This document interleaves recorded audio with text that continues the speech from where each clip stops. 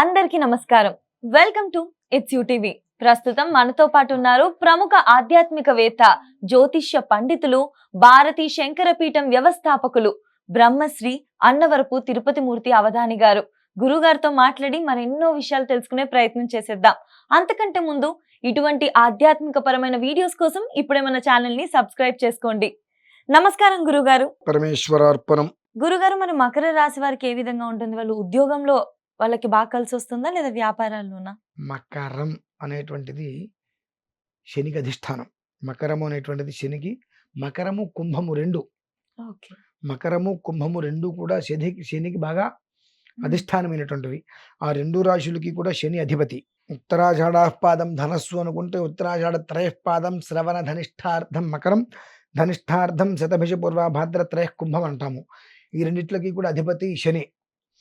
వీళ్ళకి ఎప్పుడూ కూడా ఈ యొక్క మకర కుంభాలలో జన్మించినటువంటి వారు వ్యాపార పరంగా కనుక చూసుకున్నట్లయితే మట్టితో తయారు చేసేటువంటి పదార్థాలు ఏవైతే ఉంటాయో అటువంటి వాటిల్లో బాగా వీళ్ళకి కలిసి వస్తుంది. అలాగే ఇనుముతోటి చేసేటువంటి ఇవి బాగా వీళ్ళకి పనికి వస్తాయి.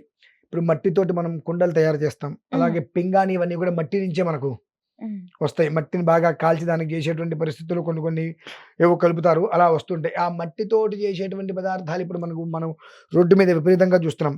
మట్టి కుండలు, మట్టి పొయ్యిలు, మట్టి ప్లాస్కో, ఇట్లా మట్టి అనేటువంటిది సమృద్ధిగా ఏదైతే ఉంటుంది అంటే ఖనిజాలన్నీ మట్టిలోనే ఉంటాయి. బంగారం మట్టిలోంచి వస్తుంది. మీరు ఆ మాట అంటారేమో అని చూస్తున్నా. డైమండ్స్ అందులో నుంచి వస్తాయి. సో ఇంచుమించుగా 4-5 రకాల వ్యాపారాలు వీళ్ళకి ఎప్పుడు కూడా భూమిలో దొరికేటువంటిది ఏదైతే పదార్థం ఎక్కువగా ఉంటుందో దానికి సంబంధించిన వ్యాపారం, బొగ్గు వ్యాపారం అనేటువంటి వీళ్ళకి బాగా గోల్డ్ షాప్స్ కూడా పెట్టుకోవచ్చు, పనికి వస్తాయి. మకర కుంభరాశుల వారికి ఉద్యోగం కన్నా వ్యాపారం అనేటువంటిది చాలా బాగా కలిసి వస్తూ ఉంటుంది. ఎప్పుడైతే వీళ్ళు ఆ ధర్మయుక్తంతో వ్యాపారం చేస్తారో రూపాయికి 10 రూపాయలు వీళ్ళకి ఏర్పడుతుంది. ఏముంది అన్నట్టుగా వెళ్తే రూపాయికి 10 రూపాయలు వీళ్ళు నష్టపోతూనే ఉంటారు. అప్ అండ్ డౌన్స్ అనేటువంటి వస్తూనే ఉంటాయి. కాబట్టి ఏ వ్యాపారం ఏది మొదలుపెట్టినప్పటికీ కూడా శనైశ్చర స్వామి వారి యొక్క పరిపూర్ణ అనుగ్రహంతో వ్యాపారం సాగుతుంది.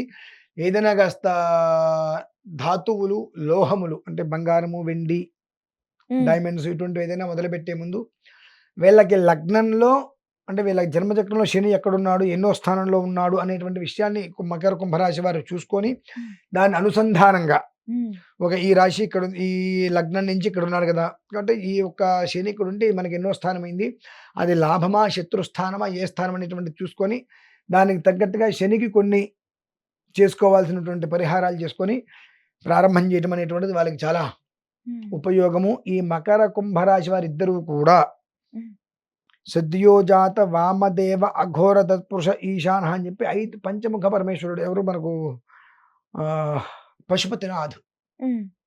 ఏనాథ్? పశుపతినాథ్, నేపాల్. అవును. ఆ పశుపతినాథ ఈశ్వరుడు ఎవరైతే ఉన్నారో పశుపతినాథేశ్వరుడు, ఆయన్ని తలుచుకుంటూ మనకు రోడ్డు మీద కూడా మనకు దొరికితే మామూలుగా షాపుల్లో పంచముఖ శివలింగం దొరుకుతుంటుంది. 4 ముఖాలు చుట్టూ అంటే పైన ఒక ముఖం ఉండి పంచముఖ దొరుకుతుంటాయి చిన్న చిన్నవి. అటువంటిది ఏదైనా ఇంట్లో పెట్టుకొని రోజు తైలాభిషేకం రోజు చేయటం కుదరలా, ప్రతి సోమవారం రిపీట్, రోజు చేయటం కుదరలా, ప్రతి శనివారం తైలాభిషేకము, సోమవారం పాలతో అభిషేకం ఒక 5 నిమిషాలు చేసుకోగలిగితే వాళ్ళని భూమి మీద పట్టుకోగల శక్తి ఇంకెక్కడ ఉండదండి. అంత విశేషంగా ఉంటుంది. కాబట్టి అది స్ఫటికమైన మరకతమైన ఏదైనప్పటికీ కూడా 5 ముఖాలతో ఉండేటువంటి శివలింగం ఇంట్లో పెట్టుకోవచ్చు, అంటే బ్రహ్మాండంగా పెట్టుకోవచ్చు, ఏ దోషము లేదు.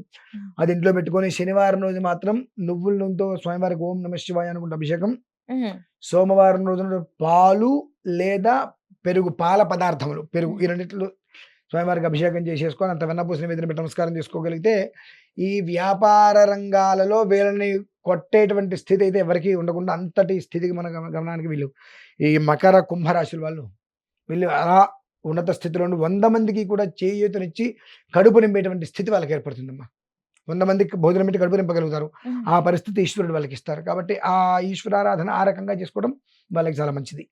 అంటే ఇప్పుడు మకర రాశి వారు ముఖ్యంగా శనీశ్వరుడి మకరం కుంభం రెండు కూడా మకర రాశి వారు కుంభరాశి వారు ఇద్దరికీ కూడా శని అధిష్టానం కాబట్టి ఆ ఒక్క శివలింగం అనేటువంటిది స్ఫటికమైనా పర్లేదు, లోహమైనా పర్లేదు, ఏదైనా పర్లా. ఒక 5 ముఖాలతో ఉండేటువంటి ఈశ్వరుని తెచ్చుకొని హ్మ్. శనివారం తైలంతోటి, సోమవారం వచ్చేటప్పటికి పాలు, పెరుగుతోటి, హ్మ్. పాలు లేదా పెరుగుతోటి అభిషేకం చేసుకొని వెన్నపూస నివేదన హ్మ్. పెట్టడం అనేటువంటిది చాలా అంటే చాలా యోగ్యదాయకం. హ్మ్. వాళ్ళని పట్టుకోవడం అనేటువంటిది ఎవరితరం కాదండి. ఆ! అలా అలా అలా అలా అలా అలా అలా అలా సముద్రంలో అవతల ఒడ్డు అనేటువంటిది ఎప్పుడు ఉండదు కదా! హ్మ్. ఆ రకమైనటువంటి ప్రయాణం అనేటువంటిది సాగుతూనే ఉంటుంది ఇంకా. హ్మ్. అలా మంచిది జీవితానికి. ఈ రాశులన్నిట్లలో కూడా పక్కపక్కన ఉన్న రాశులు ఈ రెండే. హుహు. పక్కపక్కన ఉన్న రాశులు ఈ రెండే. మకర, కుంభ. మకర, కుంభం. హ్మ్. అందుకని ఎప్పుడు ఈ మకర, కుంభాలు ఒకే స్థితిలో వెళ్తూ ఉంటాయి. మిగిలినవన్నీ కూడా ఓకే. క్వైట్ అపోజిట్ అటు ఇటు నడుస్తుంటాయి. కానీ ఈ 2 కూడా ఎప్పుడూ ఒకే రకంగా వెళ్తుంటాయి కాబట్టి ఒకే దేవత ఆరాధన. ఆ హ్మ్. శివలింగానికి ఇద్దరికీ కూడా. ఈ మకరం, కుంభం అనేటువంటిది మిగిలిన రాశులన్నీ అన్నిట్లితో పోల్చుకుంటే ఒకటెక్కడుంటే ఒకటెక్కడుంటుంది. ఒకటి ఈ మూలుంటే ఒకటి ఈ మూలుంటుంది. హుహు. మీకు ఇలా గ్రహ చక్రం ఉంది అనంటే ఇక్కడ మేషం ఉంటే ఖచ్చితంగా ఇక్కడ వృశ్చికం ఉంటుంది. హ్మ్. ఇక్కడ తుల ఉంటే ఇక్కడ వృషభం ఉంటే ఇక్కడ తుల ఉంటుంది. హ్మ్.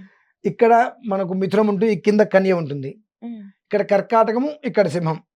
ఆ పైన వచ్చేటప్పటికి మీనము, ఈ కింద ధనస్సు, ఈ పక్కన మకర కుంభాలు ఉంటాయన్నమాట.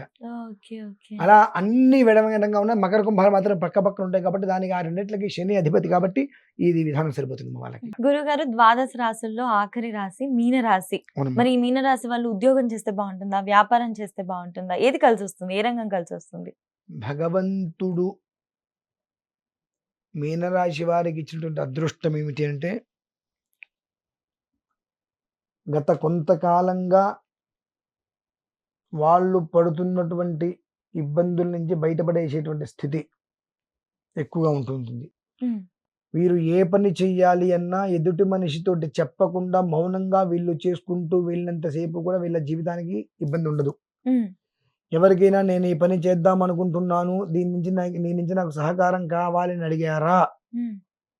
ఇక్కడికి ఆ పని ఆగిపోతుందండి. హుహు. స్వతహాగా ద్వాదశ రాశులలో ఎక్కువగా మీనరాశి వారి మీద నరదిష్టి, నరదృష్టి, ఏడుపులు బాగా హ్మ్. ఉంటూ ఉంటాయి.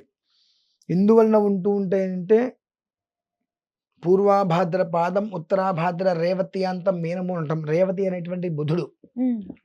ఉత్తరాభాద్ర అనేటువంటిది శని. హ్మ్. పూర్వాభాద్ర పాదం అన్నాం కదా! పునర్వసు పూర్వభద్ర అంటే గురువు, శని, బుధుడు కలిసి ఉంటారు. ఈ యొక్క గురువు, బుధుడు శత్రువులు. హ్మ్. వీరిద్దరి మధ్యలో శని ఉన్నాడు. ఆ శని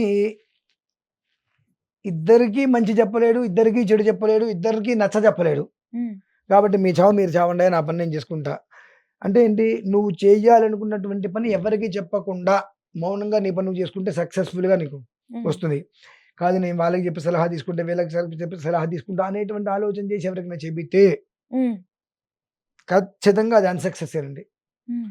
కాబట్టి మీనరాశి వారు సాధ్యమైనంత వరకు ఇందాక మనం ఏదైతే ఒక విధానాన్ని అనుసరించి చెప్పుకోవడం జరిగిందో అలానే చక్కగా దక్షిణామూర్తిని వీళ్ళు ఆరాధించడం చాలా ఉత్తమము. అలానే దక్షిణామూర్తితో పాటుగా ఆంజనేయ స్వామిని. హ్మ్. ఎందువల్లంటే మధ్యలో శనీశ్వరుడు ఉన్నాడు కాబట్టి ఆంజనేయ స్వామిని బాగా ఆరాధించడం వల్ల ఏంటంటే ఈ శనీశ్వర స్వామి వారి యొక్క బలం వాళ్ళకి చేకూరి అన్నెసెసరీ హ్మ్. విషయాలలో వేలు పెట్టకుండా, ఎవరితో పడితే వాళ్ళతోటి వాదించకుండా, హ్మ్. ఏది చేస్తే వాళ్ళకి సక్సెస్‌ఫుల్ అవుతుందనేటువంటి విషయాన్ని ఆ శనైశ్వర స్వామి అనుగ్రహంతో వీళ్ళకి లభ్యమవుతుంది కాబట్టి, అరకెత్తెరలో పోకచెక్కలాగా ఇబ్బంది పడకుండా గురువుకి, బుధుడికి ఇద్దరికి పడదు కాబట్టి వాళ్ళిద్దరు కొట్టుకునేటువంటి స్థితిలో ఈ మనిషి ఇబ్బంది పడే తత్వం ఉంటుంది కాబట్టి, దక్షిణామూర్తి ఆరాధన ఎక్కువగా చేయటం వలన హ్మ్. బృహస్పతి శాంతిస్తాడు. హ్మ్. హనుమంతుడిని బాగా ఆరాధించడం వలన శనైశ్వర స్వామి యొక్క అనుగ్రహం మనకు లభ్యమవుతుంది. శనైశ్వర స్వామి అనుగ్రహం ఎప్పుడైతే లభ్యమైందో 2 గ్రహాలు మౌనమైపోతాయి. హుహు. కాబట్టి నీ పని నువ్వు ప్రశాంతంగా చేసుకోగలం. చేసుకోగలవు. కాబట్టి దక్షిణామూర్తి స్వామివారిని, ఆంజనేయ స్వామి వారిని అనుష్ఠానం చేసుకుంటూ వారిని ఏదో ఒక రూపంలో హ్మ్. తలుచుకుంటూ ప్రతిక్షణం ఉండగలిగితే మీనరాశి వారి యొక్క జీవితం వల్ల పట్టిందల్లా బంగారం రావడానికి వాళ్ళిద్దరి దేవతలను ఆరాధన చేసుకోగలిగితే ప్రశాంతంగా ఉంటారమ్మా. వీళ్ళకి ఇది సంబంధించిన దేవాలయాలకు వెళ్ళొస్తే బాగా కలిసొస్తుంది. దేవాలయానికి వెళ్ళినా వెళ్ళకపోయినా హ్మ్. ఆ ఇద్దరిని ఎంతగా ఆరాధించుకోగలిగితే అంత మంచిది. ఓకే. ప్రతి క్షణం కూడా. అంటే దేవాలయానికి వెళ్ళొచ్చే సమయానికి ఒక గంట పడుతుంది. ఆ గంట ఇంట్లో కూర్చొని హాయిగా ఆయన నామం చేసుకోమనండి. హ్మ్. హనుమాన్ చాలీసా పారాయణ చేసుకోమనండి. ఉమ్, దక్షిణామూర్తి స్తోత్రం ఉమ్, మొదలుపెట్టి మౌన వ్యాఖ్య అని ఉంటుంది. ఉమ్, మొదలుపెట్టది లేదంటే గురవే సర్వలోకానాం అని ఉంటుంది శ్లోకం. ఉమ్, ఈ శ్లోకమైనా సరే అంటే గురుర్ బ్రహ్మ గురుర్ విష్ణు గురుర్దేవ మహేశ్వర గురు సాక్షాత్ పరం బ్రహ్మ తస్మై శ్రీ గురవే నమః ఉమ్, అనేటువంటిదైనా సరే ఉమ్. అనుకోగలిగితే జ్ఞాన వృద్ధితోటి బ్యాలెన్స్డ్ గా వ్యవస్థను ఏర్పాటు చేసుకోగలుగుతారమ్మా. అది విషయం. ఖచ్చితంగా గురుగారు. ద్వాదశ రాసుల వారు కూడా మనం ఇప్పుడు 12 రాసుల గురించి మాట్లాడుకున్నాం. సాధారణంగా రాశి ఫలాలు ఎలా ఉంటాయో కాకుండా ఈసారి మీరు చాలా చక్కగా అసలు ఎప్పటికీ అందరికీ కూడా ఈ వీడియో చూస్తే ఎంతో ఉపయోగపడే విధంగా ఏ రాశి వారు ఏ ఉద్యోగ రంగంలోకి వెళ్తే బాగుంటుంది, ఏ వ్యాపారం చేస్తే బాగుంటుంది, కొన్ని రాశుల వరకు మీరు మరీ పర్టికులర్‌గా ఈ వ్యాపారాల్లోకి వెళ్ళకూడదని కూడా చాలా చక్కగా వివరించారు. ఏ దేవత ఆరాధన చేయాలో కూడా వివరంగా చెప్పడం జరిగింది. చాలా చాలా ధన్యవాదాలు గురుగారు. పరమేశ్వర